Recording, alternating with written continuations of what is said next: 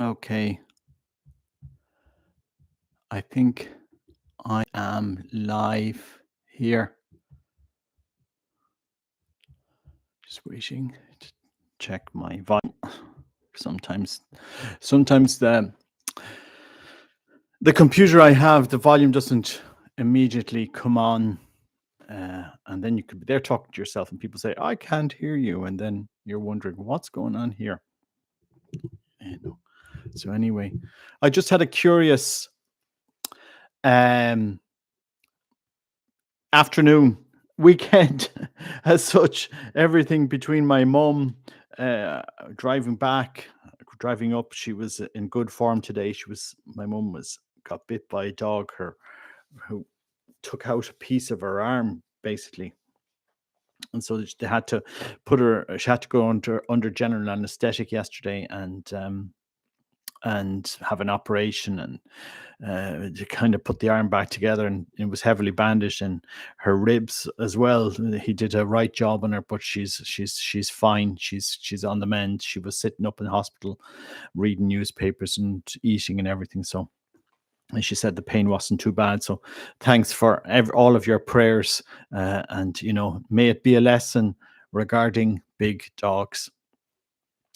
I suppose what I wanted to speak about today was, I did a video yesterday about the event that happened in the Vatican, and some people are saying, "Oh, we're making a big deal about it. These were just a few people, and leave them alone." And the church is changing its tone on this subject. But the reality here, guys, is if we can't rely on the church to teach the truth with clarity, who do we go to? The church has its failings. The members of the church have grave failings. It's a human institution. It has a lot of failings. But we need to be able to give the truth in charity, never in confusion, never create division around the truth. Um, but on the topic of sexuality, it's a very difficult area to navigate. If you look at Corinthians, for example, and what St. Paul is speaking about, he didn't just lump that in there. He was talking about a whole set of people, a whole drunkards and all of these other sets of people. And yet today we focus in on one group, forgetting that, look, we can all fall in different areas. But on this particular area, the church has really given into the world when it comes to um, giving the truth in charity, the truth that the world does not want to listen to. Now, as luck would have it, or as providence would have it, there's a channel called, I'll just share my screen here so that you can get it up here. Where is it? Entire screen. There's a channel called Tom Medjugorje. Tom Medjugorje, he's based in Medjugorje, and he goes around collecting testimonies from people that go to Medjugorje. So he has a whole channel on this. He's probably one of the most famous. And as Providence would have it, he just had former Mr. Gay Italia on his channel, talking about his experience of that whole world of the LGBT community and so forth, and how he left it. And his name is Luca Di Tolve. Luca Di Tolve. Anyway, Luca Di Tolve has written a book which has been endorsed by Cardinal Sarah. And he published this, and this is a translation. I just done a Google translation on his blog. He published this after Fiducia supplicans. I just thought I'd read it out for people because we shouldn't be afraid to give people the truth, and we shouldn't be afraid to tell people of the transforming power of Christ's grace. God can transform anybody. God can lead us into the truth. God is capable of transforming all of our vices, all of our problems, if we let him.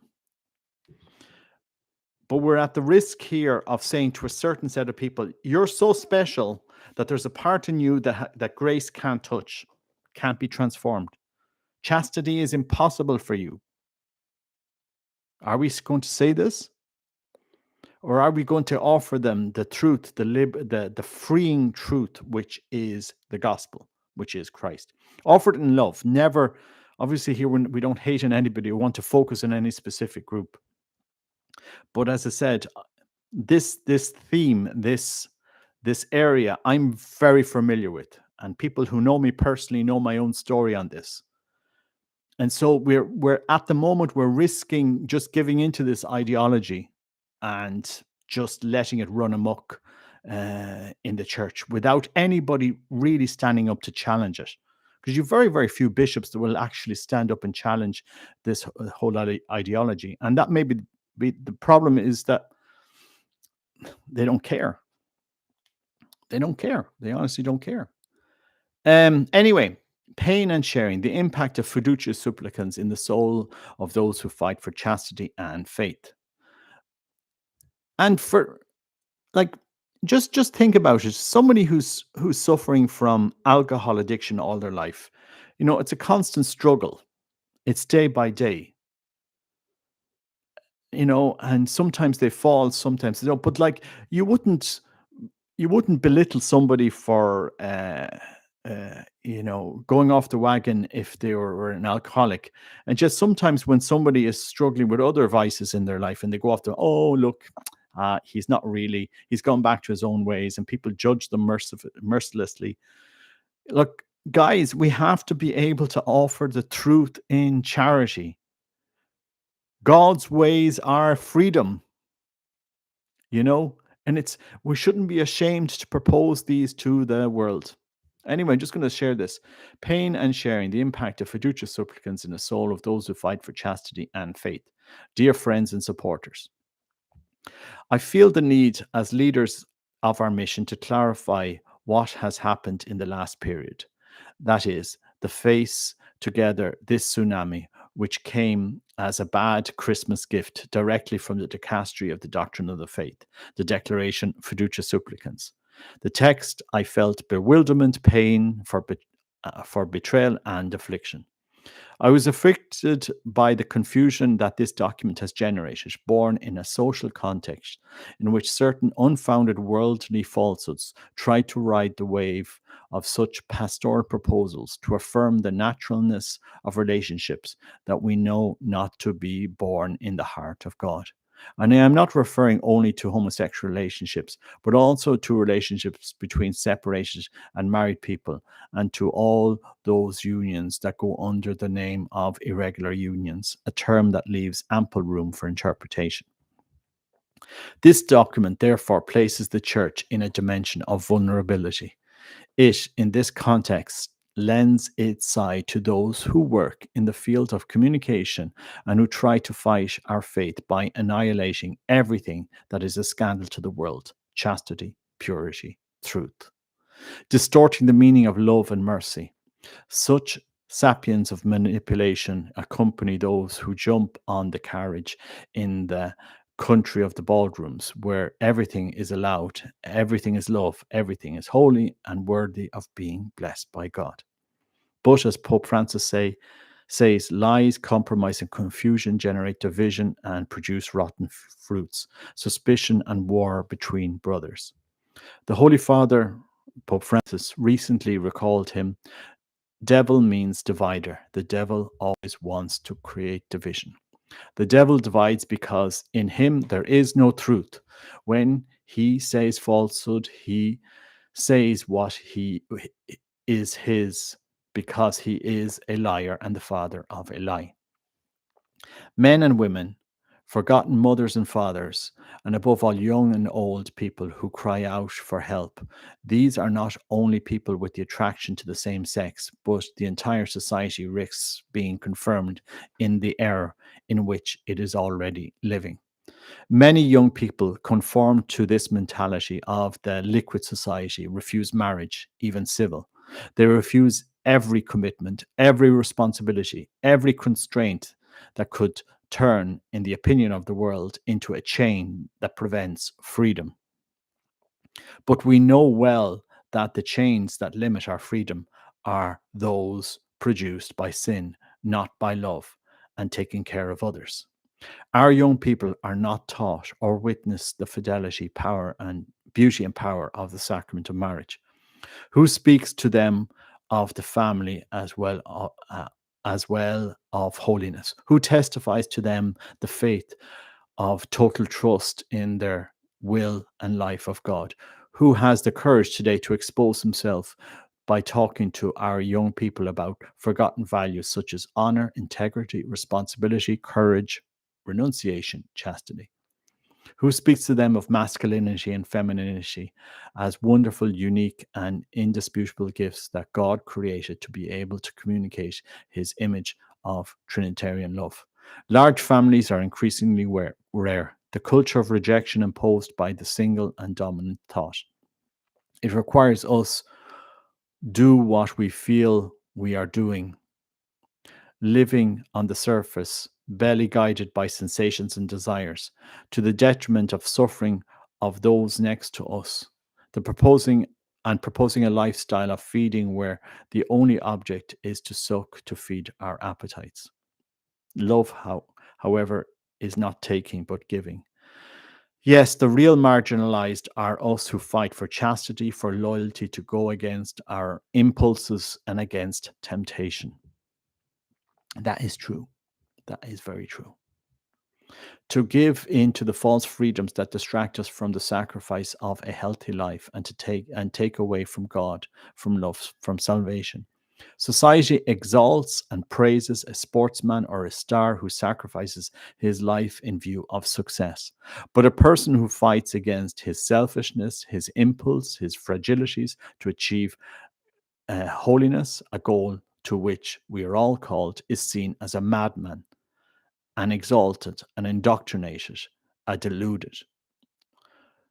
Don't you also suffer with me to see so many Christians whose consciences anesthetized with unhealthy doctrines? Do you also notice that many Christians live a do it yourself gospel where they take what they care about and leave what is not welcome, like a fast food or a supermarket, here as if they were in the supermarket of ideas? I suffer for the consequences of these seductive theories that envelop the church. I am saddened by the various false and destructive interpretations that seek to counter the wealth generated over the centuries by the fathers of the church in the catechism and in the magisterium. I want to launch a humble and sincere cry for help, asking Pope Francis on his knees and in the name of all those brothers of mine who suffer and offer their suffering every day for the good of the church. Help us, Holy Father. We need fathers. We want to feel encouraged and blessed. I thank many cardinals, bishops, priests, and brothers who remain in the fight of the Holy Spirit. I would like to thank in particular Cardinal Robert Sarah, who encouraged and honored me, giving my preface, giving me the preface for my book. I conclude with my desire to share with you the precise, deep, and punctual article of the Cardinal, that he may help each of us to make light in this time of thick darkness, united in prayer and in the name of Jesus, our everything, Luca di Tolve. And if you've joined me there, as I was just discussing, we had the LGBT Pride Parade into the Vatican yesterday, or pilgrimage, as people were saying. And it's just timely today that Tom Medjugorje, he documents, he goes around Medjugorje just interviewing people in different languages. He does. He's a very talented man. Anyway, he interviewed Mr. Luca di Tolve, who was Mr. Gay Italia before his conversion. And so I just thought that interview was interesting. And so I'm just kind of sharing this to give it a wider reach, that interview. Sorry. As I said, you know, the church really is missing its mission at this moment in time, and not being able to give the truth in charity. It risks just kind of skirting around this modern ideology. What you see with Father James Martin is insidious, dangerous. I can't be clearer to you guys.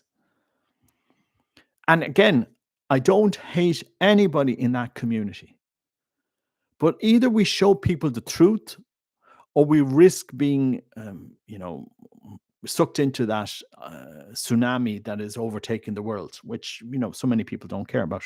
Not just that tsunami, but like you try to introduce your kids into these truths, which they often don't want to listen to. But this generation that doesn't want commitment, that doesn't understand chastity, that doesn't understand these values, you're left on the sea of this popular movement that is going around the world. It's image, it's this, it's these influencers, it's the makeup, it's the fashion, it's this, it's that.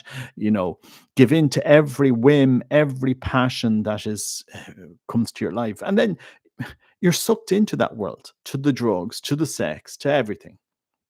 The LGBT movement is sucked into it. God gives freedom, and God gives the grace to be transformed. And the church is afraid to offer this to the world. It has allowed a heretic to enter into the church. I think it's great that James Martin is doing what he's doing, because finally, guys, finally, the gay lobby has come out of the closet. Finally. Let's call it for what it is. It's not just James Martin. Who do you think is the bishop that celebrated there yesterday? Remember last year when Pope Francis made some remarks in private, and the bishops got a little bit, what's this Pope talk to us about, telling who we should allow into seminaries? Well, the gay lobby got annoyed. And it's great to see the gay lobby come out of the closet. Celebrate your LGBT masses. Bring them into the Vatican. It's good. Now we know who you are. But you're leading people away from the truth, guys. You're not other Christs. You're not. And I can't understand why the church cannot see this, why our leaders don't see this. Who is Christ for you? And so when a former Mr. Gay Italia comes out and say, guys, you're going in the wrong direction, did the Pope receive him? Did the Pope encourage him?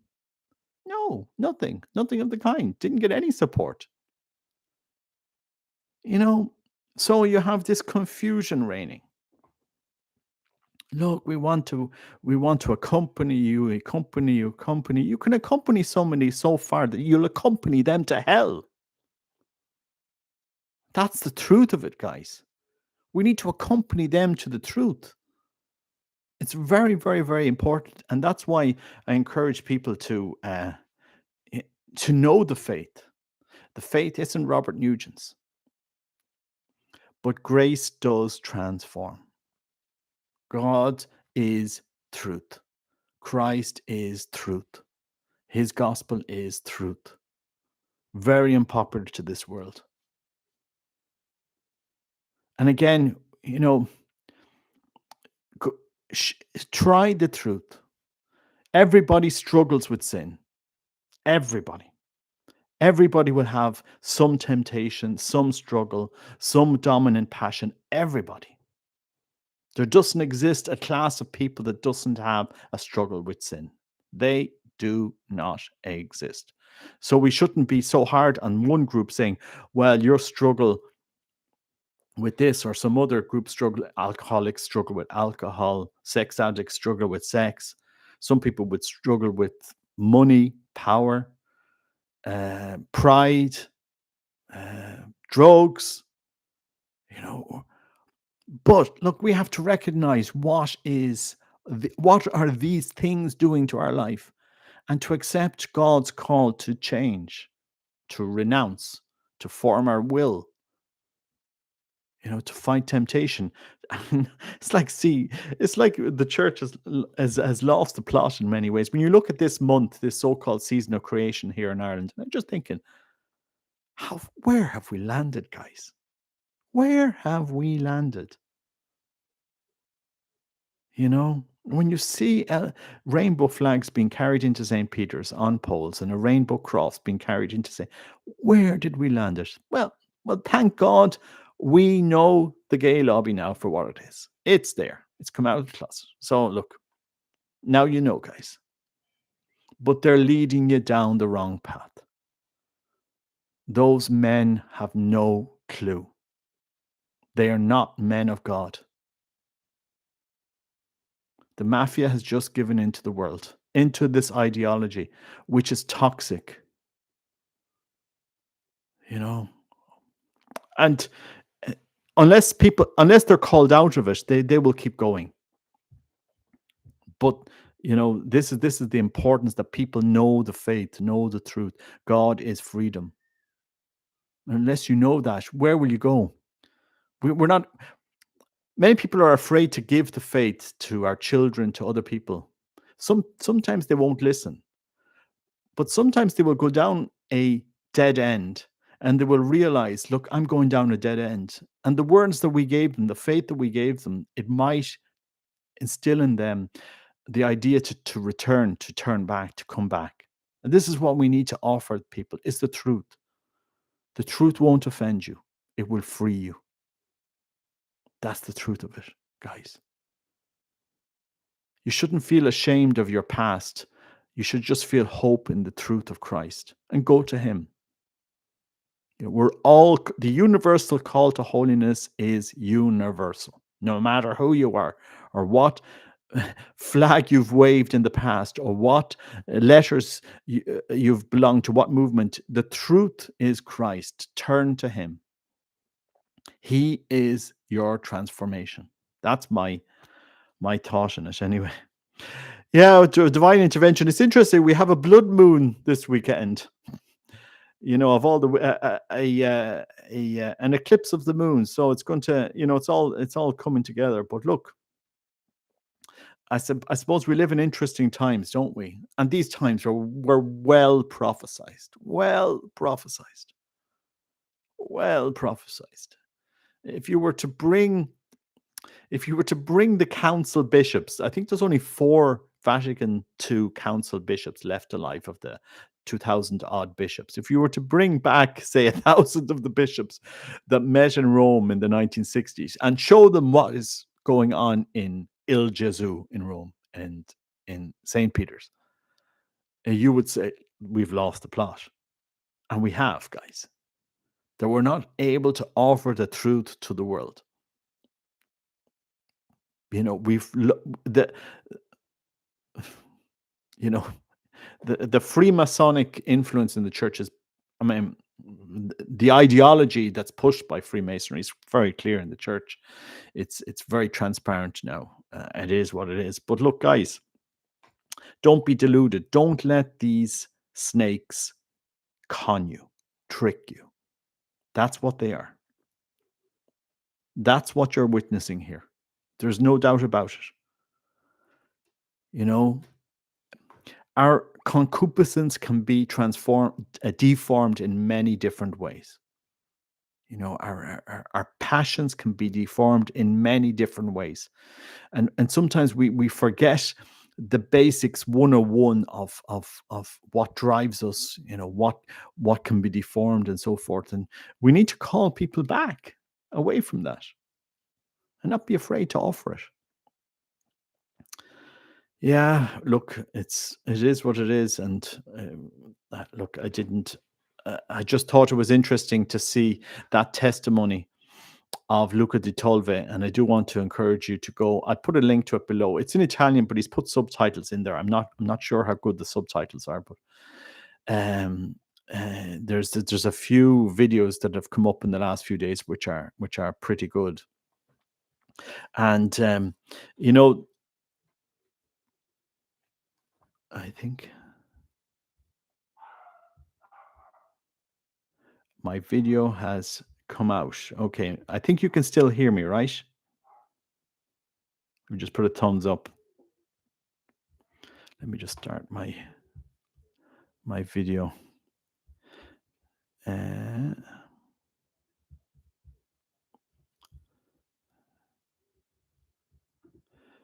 I think I'm back here. It seems like this is. It seems like somebody doesn't like me speaking the truth here.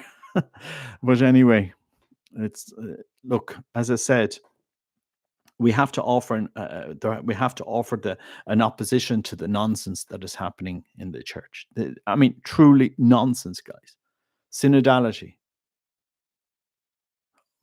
from what the people, the voices that have rose up in that are, it's incredible, the power of this lobby.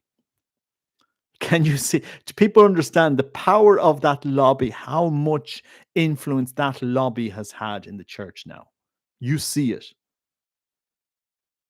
That the Pope himself is afraid nearly to come out and say, really, what do you think? We have magisterium by proxy, filtered by a liar into the church, the head of the lavender mafia in the Jesuits, practically. That's what we have, guys. Let's call it out for what it is. No, look, guys, this is the reality that we need to be able to offer the truth. That's what I've been saying for a while. I'm not accusing James Martin of anything other than, you know, j- just being the spokesperson for an ideology that is destroying the lives of so many people, and not willing to propose them a beauty that is far greater than anyone could imagine. But yeah, it is where it is. It's interesting. In America, in California, there is an Orthodox priest, Seraphim Rose, who came out of that movement and entered the Orthodox Church, became an ascetic, renounced all of that way of living, and embraced Orthodox asceticism, a true repentance of life, a conversion of life. Never. It's interesting that that type of Christian conversion is never really proposed by the, the the the modern movements in the church. It seems like chastity is a dirty word, isn't it?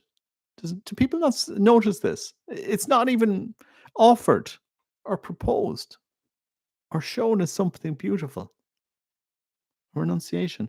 And yet, in the secular environment, in the totally non-religious secular environment, you actually have a movement of abstinence and chastity when it's not related to religion.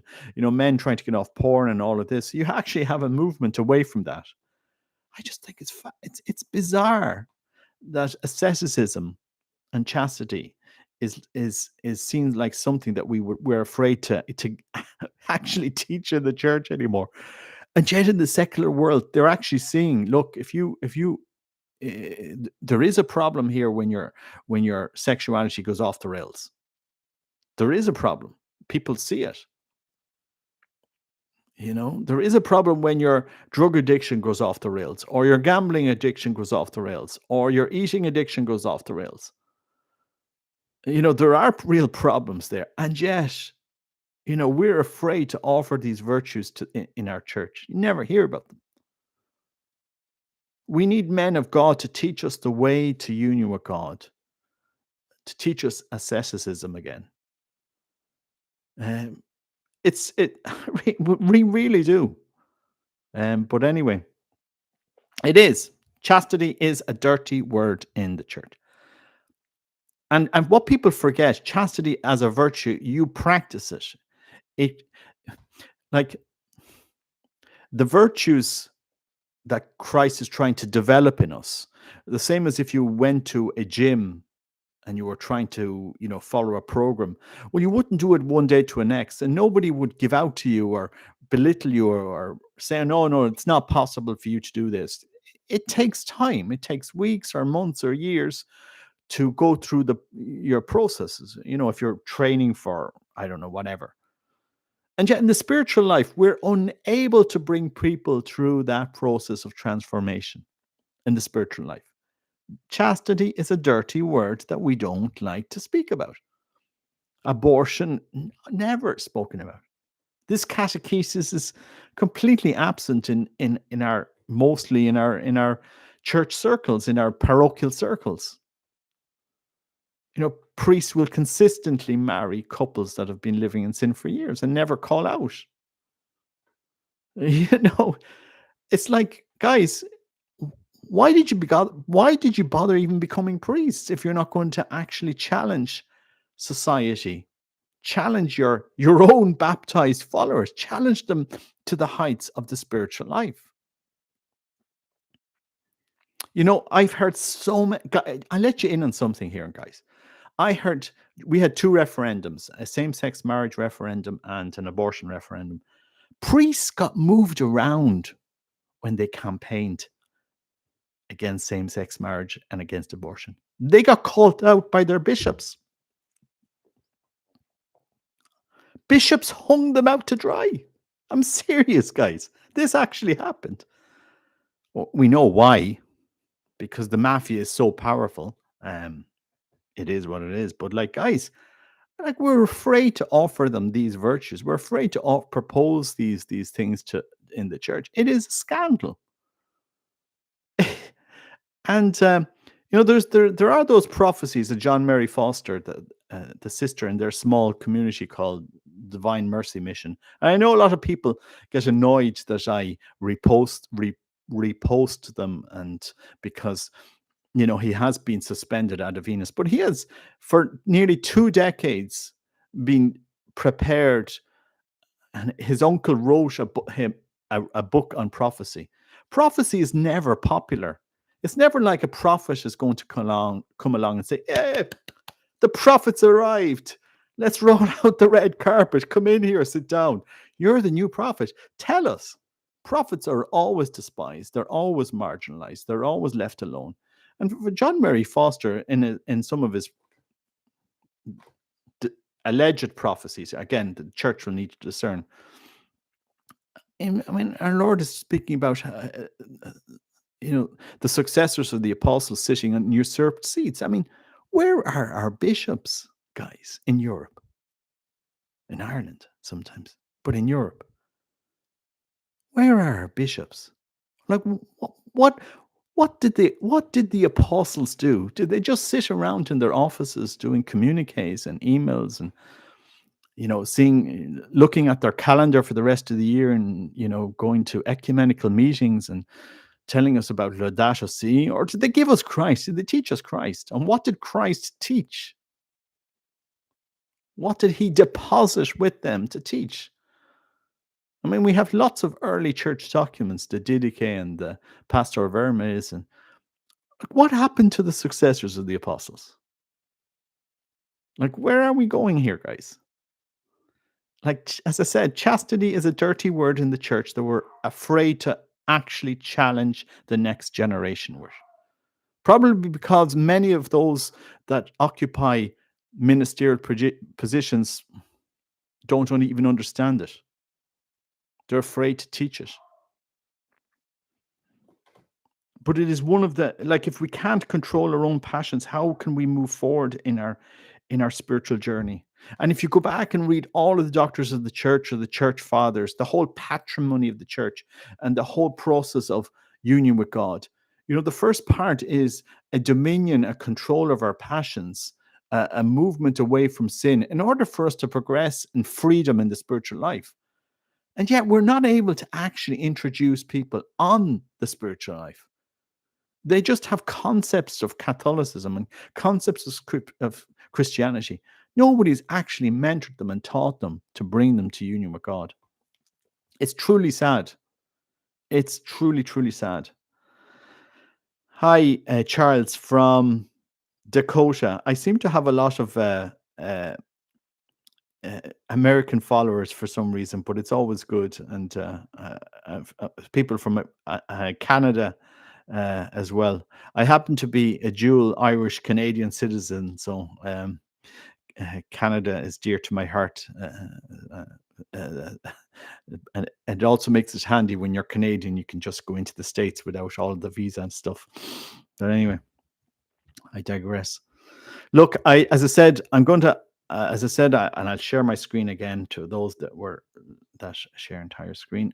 I'm just promoting this latest video that Tom Medjugorje has put up on his channel, and it comes on the back of what happened in the Vatican yesterday, and it's former Mr. Gay Italy, Luca Di Tolvi, and he's speaking about his testimony and his conversion. So I just wanted to give a plug for that channel, that video, and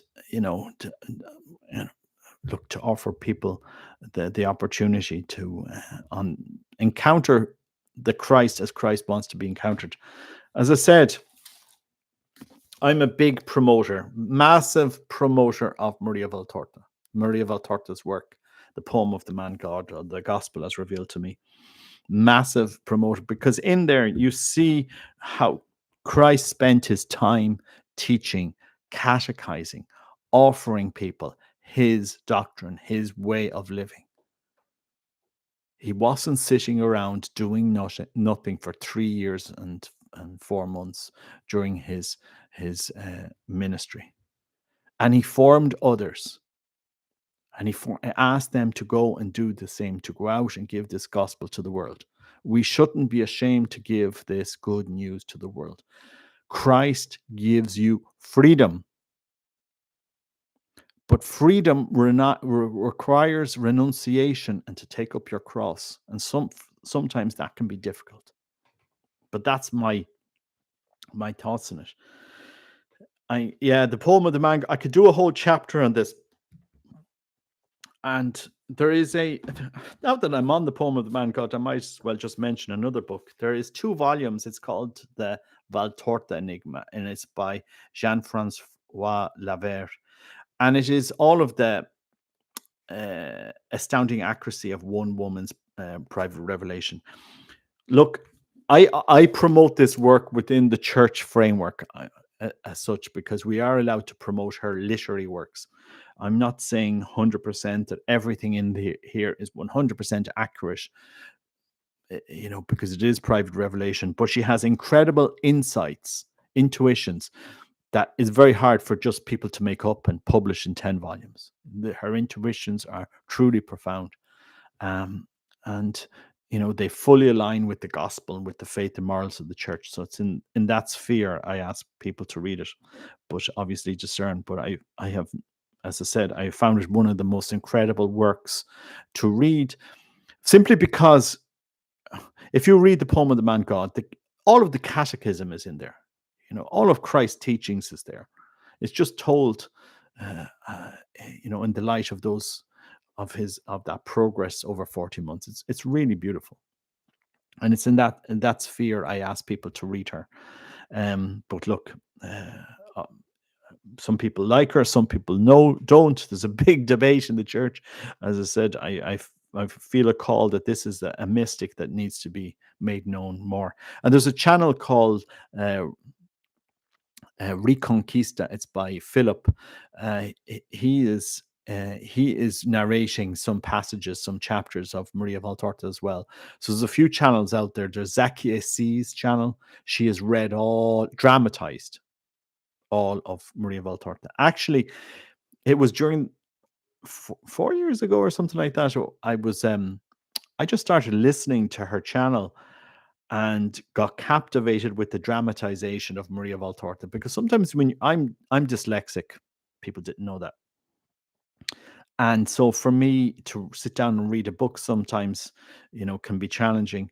But when she did the dramatization of the poem of the man God, I said, wow, this is, I never even noticed this when I was reading it. And she was really able to capture the different characters in the work. And so I was kind of drawn in there. And then I've been reading the Valtorta Enigma, and I've bought every single book on Maria Valtorta, everything published in Italian. And she's definitely a mystic that the church needs understand more. And Christ wasn't afraid to actually tackle the issues of the day. You know, the men who had affairs, the men that, every type of sin is in there. Every sin that you could think of is is dealt with by Christ in the poem of the man God. Because humanity hasn't changed. We think we're so enlightened today, but like, the reality is sin is the same sin as it was 2,000 years ago. And so we shouldn't be afraid to offer it.